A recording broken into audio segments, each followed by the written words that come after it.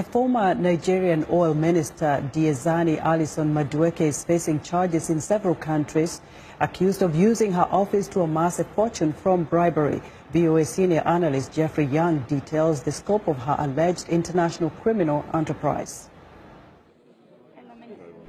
Allegations of massive corruption, bribery, and aided by protection at the highest levels. These charges are what former Nigerian oil minister Diezani Alison Madueke faces at home and also in the United States, Britain, and Italy. Officials say her pile of purported corruption-connected cash and properties could total close to $1 billion. As oil minister from 2010 to 2015 during the term of Nigerian President Goodluck Jonathan, Alison Madueke allegedly granted huge oil contracts to people who repaid the favors with cash and palatial properties in luxurious neighborhoods in Lagos, London, and New York City. Recently, Nigerian authorities seized properties of hers in Lagos said to be worth some $37.5 million.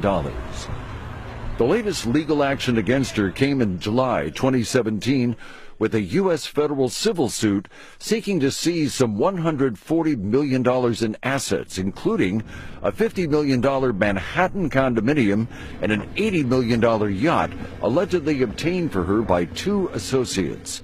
This after Britain arrested her in October 2015 on criminal money laundering charges connected to the purchase of at least 4 multi-million-dollar luxury flats in London. The U.S. charges against Alison Madueke are civil rather than criminal, but the investigation could grow, according to, via Skype, former U.S. State Department Nigeria specialist Matthew Page. That's sort of the first step that U.S. authorities are going after, but it's likely that additional asset forfeiture cases and criminal charges against Madueke and her many, many associates and facilitators will be forthcoming over the next few years. In 2015, President Muhammadu Buhari ended a system that allowed Alison Madueke and other government officials to deposit ministry funds into commercial banks rather than the central bank.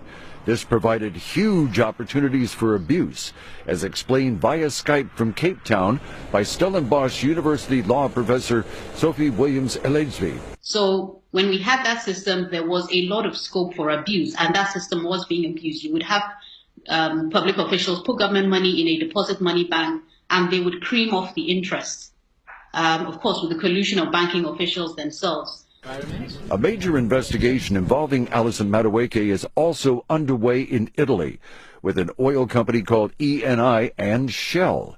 The magnitude of that alleged corruption is described via Skype from London by watchdog NGO Global Witness analyst Barnaby Pace. It is one of the biggest scandals in the history of the oil industry. They are alleged to have paid over $1 billion that was diverted away from the Nigerian people, the majority of it alleged by prosecutors to have gone as bribes, including $500 million that was converted into cash in Nigeria, and that the Italian authorities allege was used to bribe Nigerian officials, including, they say, Diezani Alison Madueke.